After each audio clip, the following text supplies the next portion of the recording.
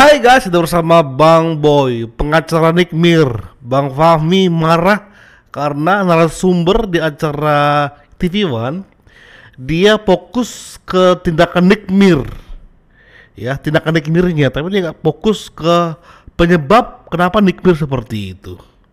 Kita bahas nih dia risknya. Kalau dari Mas Fahmi sendiri melihatnya ketika dipotong penjelasan dari saksi itu, Gak apa benar. yang mengarah apa, sedang mengarah apa yang Jaksanya merasa dirugikan? ingin bertanya dengan jawaban sesuai dengan yang dia inginkan jawabannya. Apa? Contohnya, misalnya. Ya, contoh yang ditanyakan itu masalah skincare. Oke. Ya, kan sudah dijawab sama Doktif bahwa itu melanggar BP POM.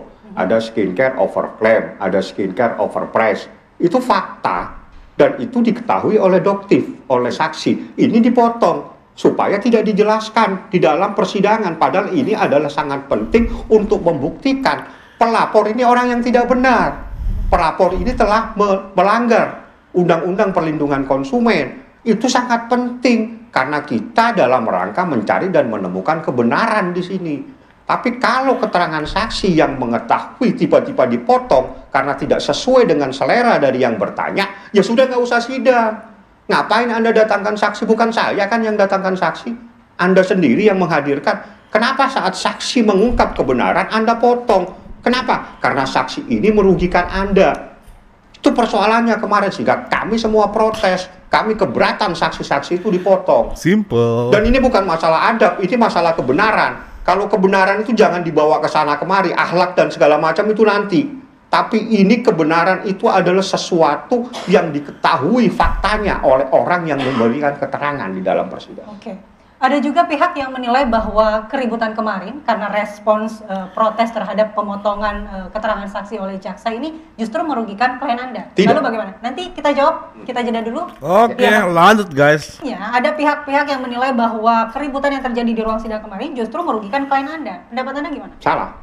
Salah total. Itu sangat menguntungkan kami karena kami ingin kebenaran diungkap di persidangan. Perkara perdata dan perkara pidana suatu hal yang beda sekali. Perkara pidana itu mengungkap dan mencari kebenaran material. Ada kebenaran apa yang ada di dalam fakta-fakta persidangan. Itu harus diungkap. Doktif bisa mengungkap. Ada produk yang bermasalah, ada produk yang melanggar BP POM, ada produk yang melanggar Undang-Undang Konsumen. Dan itu semua adalah produk daripada pelapor. Itu masalahnya, sehingga kita minta bongkar, Dok, jangan takut. Tapi inilah yang jadi masalah di saat seseorang ingin mengungkap kebenaran dipotong-potong sama jaksa. Sehingga kami tidak mau, jangan model sidang seperti ini, jangan intimidasi saksi. Sesuai dengan jawaban Anda punya mau, bukan model begini sidang. Nggak ada yang boleh mengintimidasi, memaksa saksi harus menyatakan sesuai dengan apa yang dia inginkan. Tapi dakwaan dari jaksa penuntut umum seperti apa, Bang? Kan Jaksa, awalnya kan pencemaran nama baik. Pemerasannya tidak ada. Nggak ada, dihapus sendiri sama jaksa. Jadi pasal awal itu adalah pasal 368. Itu lapor itu di framing ada pemerasan. Begitu masuk pada tahap P21, muncul surat dakwaan, pasalnya adalah pencemaran nama baik dan akan membuka rahasia. Saya tidak tahu rahasia apa, ada rahasia negara, saya juga tidak tahu karena tidak jelas juga di dalam dakwaannya. Dakwaan itu adalah intisari dari masalah ini karena dakwaan itu adalah di saat seseorang akan diadili itu akan membaca apa yang didakwakan kepada seseorang. Di dalam pasal dakwaan yang ada 3 pasal, tidak ada satupun yang berkaitan dengan pemerasan. Semuanya pencemaran nama baik dan akan membuka rahasia. Saya tidak tahu rahasia apa. Belum tahu. Hah? Dari jalannya sidang juga masih belum. Nggak ada, jalannya sidang lebih aneh lagi. Dakwaannya berbicara skincare, di dalam sidang dia merasa keberatan karena dia bilang abu-abu. Kacau kan? Ya inilah sidang yang sebenarnya. Oke. Mantap. Dakwaan itu terkait dengan akan membuka rahasia, terkait dengan pencemaran nama baik, terkait masalah produk. Pencemaran ya, bukan pencemaran nama baik. Mencemarkan akan membuka produk, terkait dengan produk. Tapi begitu disidangkan, dia bilang saya tidak ada masalah dengan Nikita Mirzani, saya tidak ada masalah skincare. Masalah saya karena saya dibilang abu-abu. Lo kan kacau. Oke.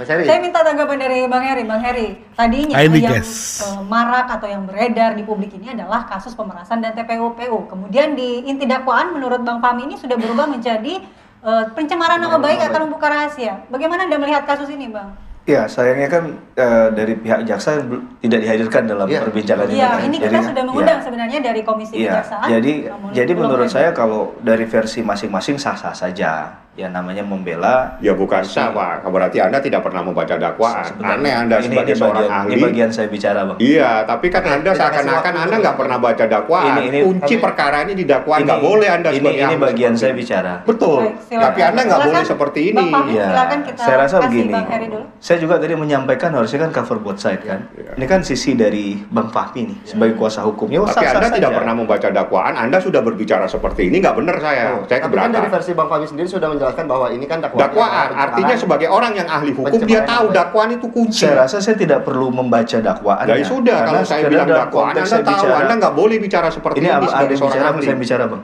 Iya. Oke, Baik, kita kasih waktunya kesempatan Bang Fahmi, Heri. kita tahan. Mas Heri silakan. Kalau masih mau bicara, saya berikan dulu Tidak, kesempatan. silakan Mas Heri.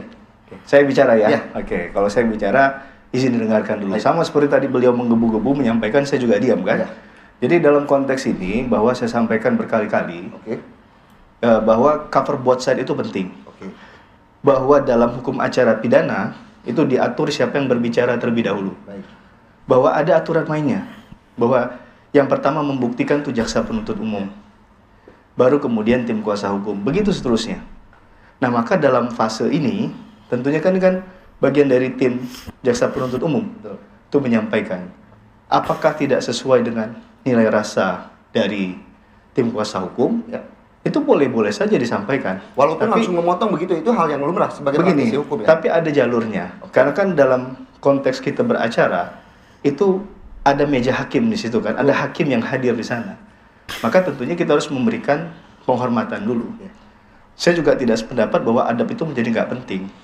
Dalam banyak putusan, karena putusan itu kan ada 3. Putusan frisprach bebas, onslaught van revolving, lepas dari segala tuntutan hukum, dan putusan pemidanaan.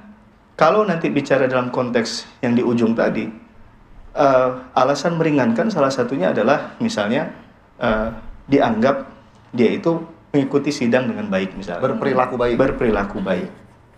Ini adalah poin yang penting juga. Mengapa kemudian itu jadi hal yang penting dalam hal ini kan? Dalam konteks tadi, kalau dibilang tadi tidak terbukti, ya kita lihat nanti di ujungnya pertimbangan hakim seperti apa. Saya rasa terlalu dini untuk saya menyimpulkan dan siapapun menyimpulkan hal ini bahwa ini tidak terbukti. Tapi masalah keyakinan sah-sah saja. Tapi apakah keyakinan itu didorong oleh alat bukti dan lain sebagainya? Itu lain hal. Di situ hakim akan menilai apakah orang yang mendalilkan bahwa ini tidak benar, ini benar, itu sesuai dengan bukti fakta yang ada atau tidak.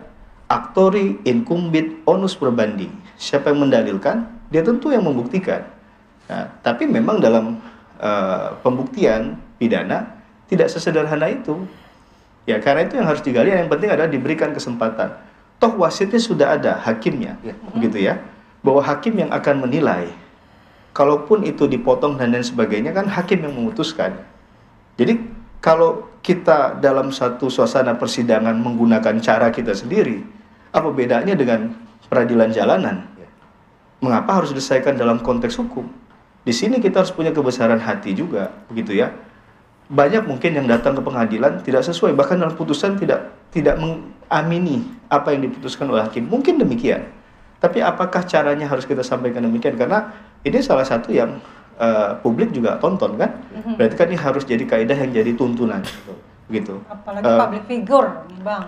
Ya, kita tidak, saya pribadi tidak akan membedakan antara public figure dan tidak public figure.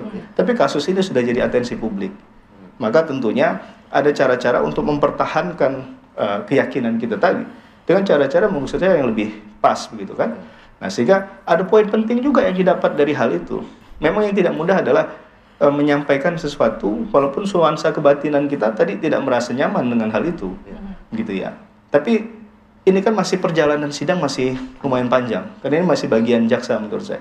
Masih ada bagian nanti keterangan dari ataupun pembuktian dari teman-teman kuasa hukum, dan juga sampai ada replik, duplik, dan ujungnya nanti ada pembacaan putusan.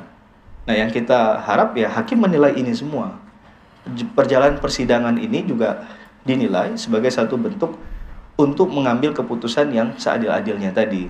Nah, masalah tadi sekali lagi, kalau masalah terbukti tidak terbukti, Bahkan saya boleh klaim, bukan kita yang mengatakan terbukti atau tidak terbukti. Tentunya hakim yang menilai. Kalau saya mengatakan tidak terbukti tapi menurut hakim terbukti, bagaimana? Karena pasal 183. Lalu bagaimana kalau hakim tidur? Makanya betul banget kata Bang Fahmi, case-case tertentu itu jangan orang yang dipanggil tuh yang nggak memahami dakwaan seperti apa, ya TV1 ya. Kau undang itu ahli hukum yang memahami dakwaan untuk Nicky Mir itu seperti apa. Itu penting. Kenapa? Karena kalau kau tahu hakim tidur, jaksa main-main handphone, moto-moto, apa tanggapanmu? Ya, jadi jangan main aman, jangan cari narasumber yang main aman. Semua tahulah tentang etika. Bayangkan kalau Nicky Mir nggak bereaksi, di penjara dia. Bayangkan Nicky Mir, enggak hakim, enggak JPU, enggak. Habis diponis dia. Habis Nicky Mir. Gini deh ya. Perkataan dari narasumber ini penting juga sebenarnya untuk diambil ya.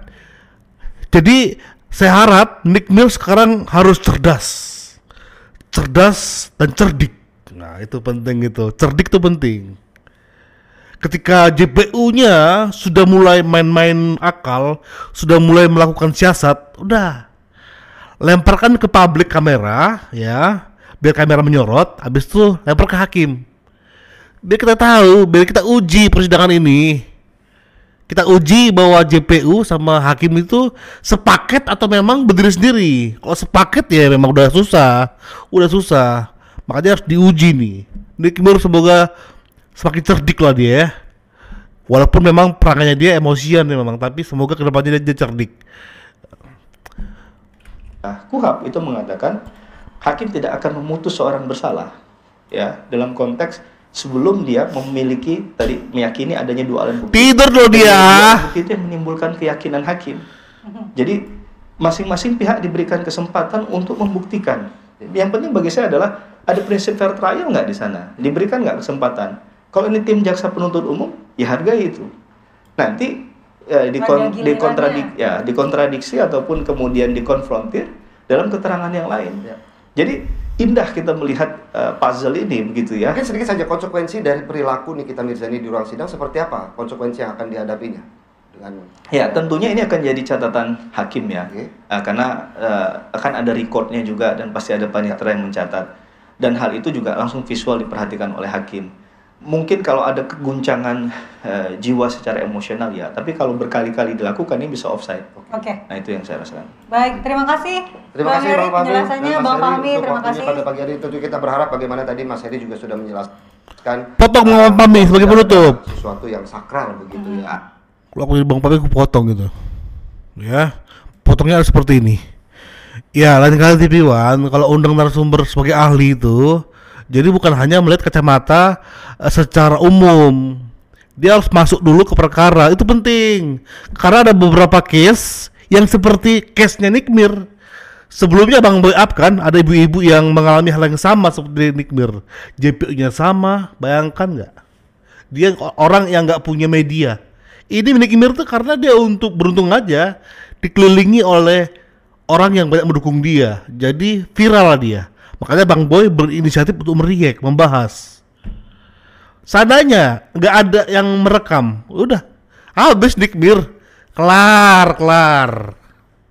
Jadi ini pembelajaran buat semuanya ya, buat kita semuanya. Ketika melihat suatu kasus, jadi ini juga belajar hukum juga mau nggak mau kita semua, termasuk Bang Boy, ya. Jadi ya karena Bang Boy juga mengikuti kasusnya Jessica Wongso kemarin, mengikuti kasusnya Pina Cirebon, Agus Buta, belum lagi mengenai politik Pak Jokowi, Pak Prabowo, Mas Gibran. Jadi sedikit banyaknya belajar hukum lah. Ya, ada beberapa case yang ya kita harus ikuti sesuai kaidah-kaidah. Tapi kalau ancamannya penjara dan kita melihat bahwa ini udah gak masuk akal, cenderung bahwa kita sedang dikriminalisasi, ya kalau Anda mau melawan, ya silakan. Bagian perjuangan untuk menyelamatkan diri kan dari hukuman. Thank you guys. Support terus channel ini. The Rank of B. Thank you. Bye-bye.